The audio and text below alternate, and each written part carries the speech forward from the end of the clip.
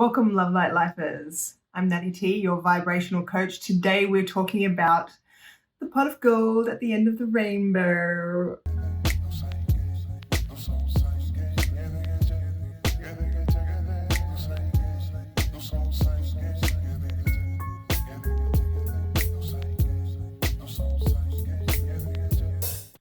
Hello, my Love Light Lifers. If you are a returning subscriber or follower, thank you for coming back and seeing me. I appreciate you all. Leave me a comment and say hi if you are regular here.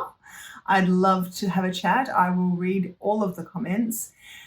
And if you're just here for the first time, welcome. I hope you enjoy it. I hope you stick around. I hope you become one of the community. Got love for everyone. Now, we're talking about that pot of gold at the end of the rainbow, which is, as we all know, is just an imaginary pot of gold. But the reason why we're talking about this, other than there is an Instagram post about it, and if you haven't seen it, you can go over to the Instagram, which is Natty T Law of Attraction Coach Natty T. I changed it recently. But if you go over to the Instagram, there's a link on the Facebook. If you're on the Facebook, there's a link in the description. Go over to the Instagram and have a look at what's going on over there, or join up to the Facebook page. But we need to address this pot of gold, because what we're really talking about is, at the end of the storm, we get a rainbow. Apparently at the end of this rainbow, there's a pot of gold. And this is a legend that we've heard of. It's been passed down through generation after generation. Sometimes there's a leprechaun that goes with it, which is cool. Leprechauns are cool. I like leprechauns.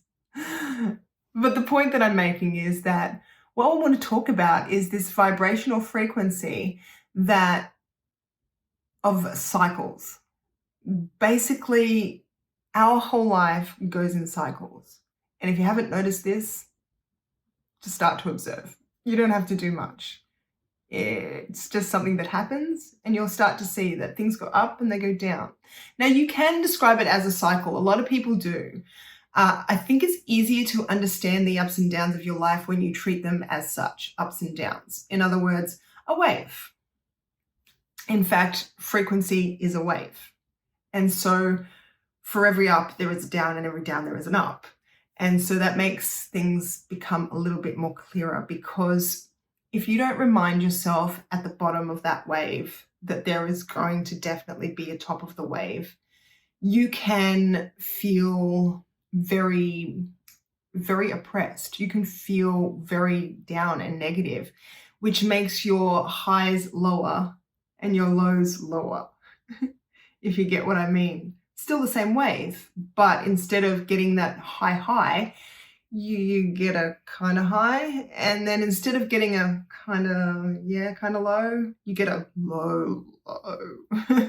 So we're always going to have ups and downs, but where on the scale are those ups and downs going to be? Are they going to be down the bottom, where you're going to go from depressed to angry to pessimistic, back to angry, down to depressed, and back up again to pessimistic?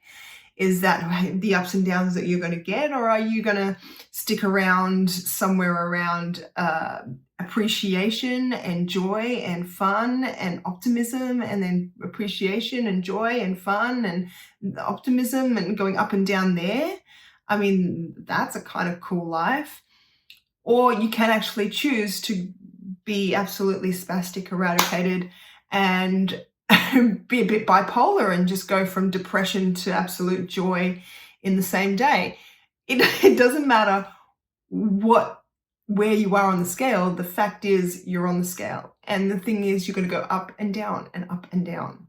How we deal with these ups and downs can be very, very helpful. Like I said, if you understand that there is ups and downs, and that when you're down, you don't beat up on yourself, and you kind of just wait for the upsurge. It's kind of like surfing. I'm not a surfer. I used to boogie board when I was younger. But if you can imagine, if you've never been to the beach or caught a wave before, how it works is, when you're in the ocean, if you've never been in the waves before, if you have, then you'll know this. The wave gets pulled back, all of the water starts to pull back as the wave starts to form, and the water comes back and then it comes forward. And so when you are wanting to surf or boogie board, as the wave pulls the water back, you start swimming against the grain, like against the wave, because it's pulling you back. But you know that it's going to pull you back, but you keep swimming forward anyway, so that when the wave comes forward, passes you, and the momentum hits that way, you are propelled forward much faster with the wave, which is a really cool analogy that I just came up with, despite the fact that waves and more waves, frequency waves and ups and downs waves, and now we're talking about ocean waves. I don't know, that just kind of all lined up. I think that was great. But the reason that I'm saying that analogy, that I'm giving that to you, is so that you can kind of understand that if when things start getting pulled back, you don't sort of just go, oh, this is terrible. And if you just kind of do nothing, guess what happens? Who here's been dunked by a wave? It's not fun. You think you're going to drown. You're upside down. Your limbs are everywhere. Water goes up your nose and down the back of your throat, and it's salt water, so it burns.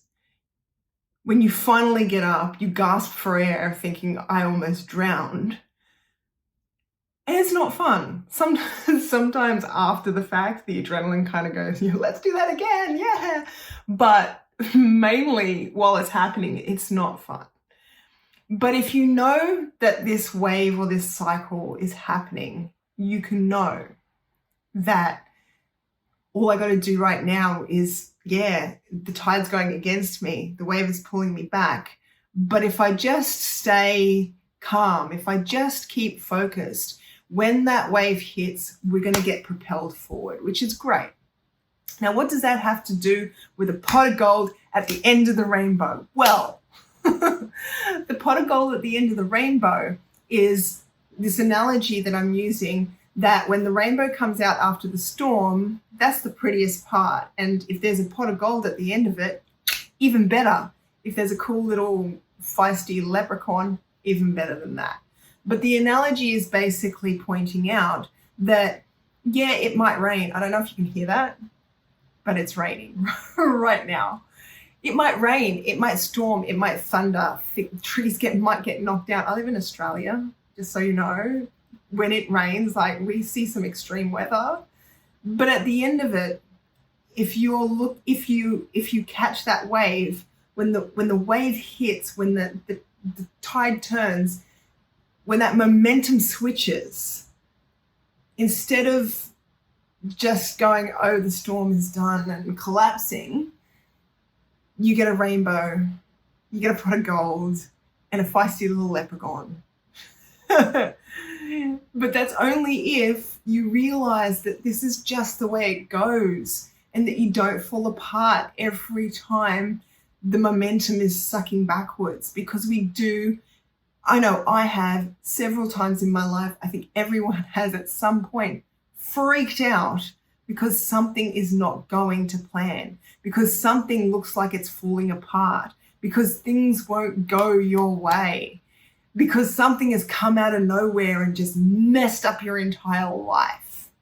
If you just stop for a minute and stop panicking and go, hang on, I must be in a pull part of the cycle.